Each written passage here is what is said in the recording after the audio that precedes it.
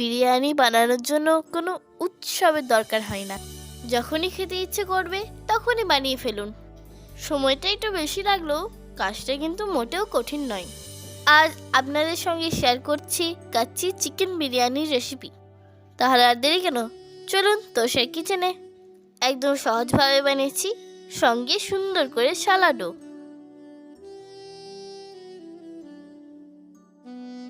Hello friends, welcome back to my channel Cook with Baby Torsha and it's me Torsha. আজ আবারও একটা সুন্দর recipe নিয়ে হাজির হয়েছি আপনাদের সামনে। ভিডিওটা পুরো দেখুন, আশা করি ভালো লাগবে। ভিডিও শুরু করার আগে বলি, আমার চ্যানেলটা সাবস্ক্রাইব করবেন, পাশে থাকা বেল আইকনে প্রেস করবেন। ভিডিওটা ভালো লাগলে অবশ্যই লাইক করবেন। তাহলে চলুন আমি কিচেনে যাই। Let's get started the video. তো প্রথমে বেরেস্তাটা বানিয়ে নিই। পেঁয়াজ আমার মার্কেটে দিয়েছি, এখন শুধু ভেজে নেওয়ার পালা। তো কড়াইয়ে সাদা তেল দিয়েছি, এখন পেঁয়াজগুলো ভেজে নিচ্ছি।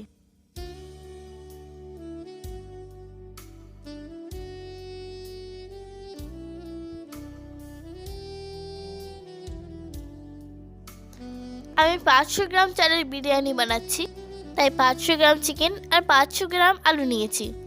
আর পেঁয়াজটা 4টে বড় সাইজে নিয়েছি। এখন পেঁয়াজটা একদম লালচে করে ভেজে নেব।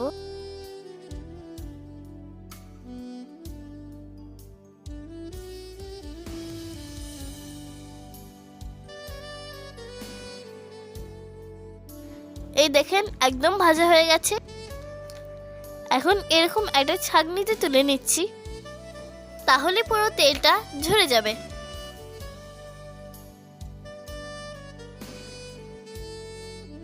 এবার কিছু চিনেবাদাম নিয়েছি,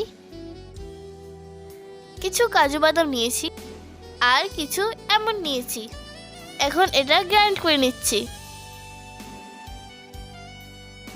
এবার চিকেনটা ম্যারিনেট করে নিই। তো দেখতে পাচ্ছেন আমি ধুয়ে পরিষ্কার করে নিয়েছি। দিয়ে দিলাম স্বাদ মতো লবণ। এখন দিলাম 1 চামচ হলুদ, 1 চামচ ধনে গুঁড়ো, 1 চামচ ভাজা জিরে গুঁড়ো, 1 চামচ লঙ্কা গুঁড়ো, 1 কাপ টক দই, আর ওই যে বাদামের পাউডার করলাম না, ওটা দিয়ে দিচ্ছি। এখন সব ভালো করে মিক্স করে নিচ্ছি।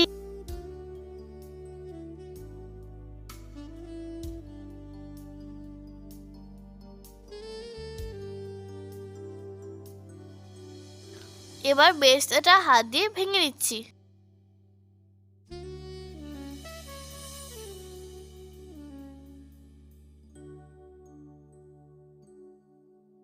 হাত দিয়ে ভালো করে মিক্স করে নিচ্ছি।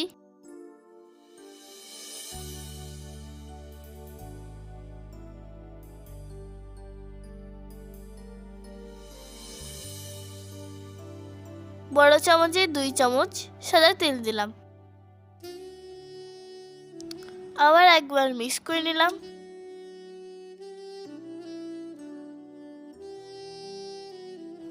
এখন এটা ঢাকা দিয়ে 1 ঘন্টা রেখে দেব। এই যা দেখছেন, আদা রসুন বাটাটা দিতে ভুলে গিয়েছিলাম। তো এখন এটা দিয়ে আরেকবার মিক্স করে নিলাম। এটা থাক, আমি বাকি কাজ ছেড়ে নিই। তো আমি আলুগুলো বড় বড় করে কেটে নিয়েছি। আরে না না, আমি কাটিনি, মা কেটে দিয়েছে। এখন এগুলো লবণ ও হলুদ দিয়ে সেদ্ধ করতে দেব।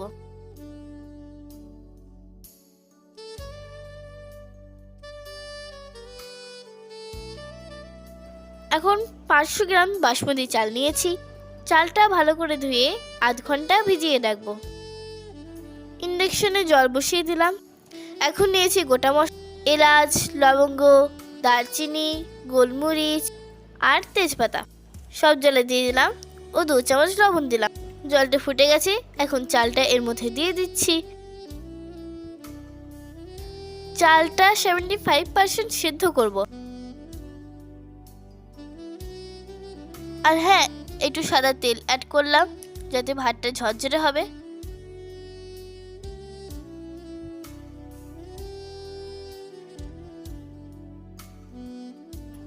এই দেখেন হয়ে গেছে। এবার জলটা ঝরিয়ে নেব।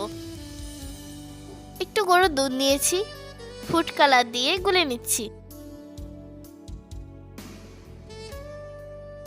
এবার একটা বড় হাঁড়ি নিয়েছি, প্রথমে কিছুটা তেল দিয়ে দিলাম। এখন ম্যারিনেট করে রাখা মাংসটা এর মধ্যে দিয়ে দিচ্ছি। হাতে করে ভালো করে চেপে চেপে দিচ্ছি।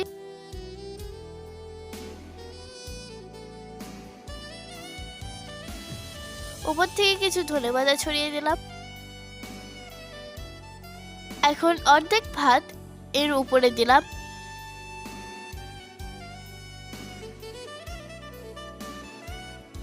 বেরেস্তাটা ছড়িয়ে দিলাম।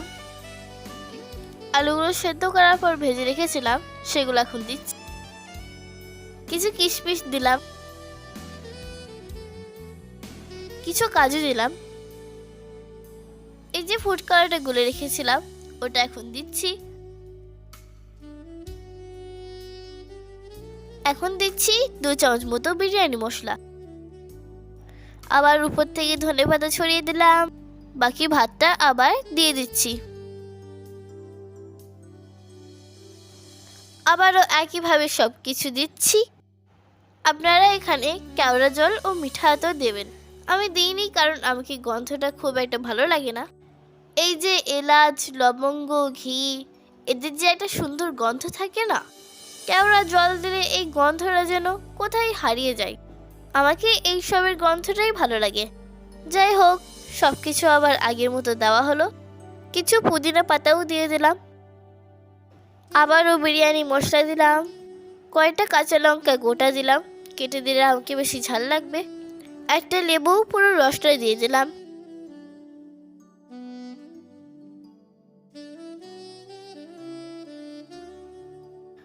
এখন 2 চামচ ঘি দিলাম আর দিলাম আমার ফেভারিট চিনি।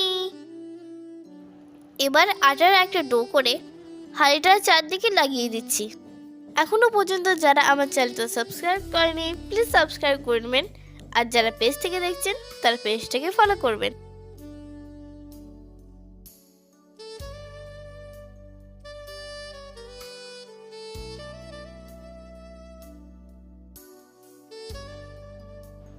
এবার ঢাকনাটা ভালো করে চেপে দিলাম।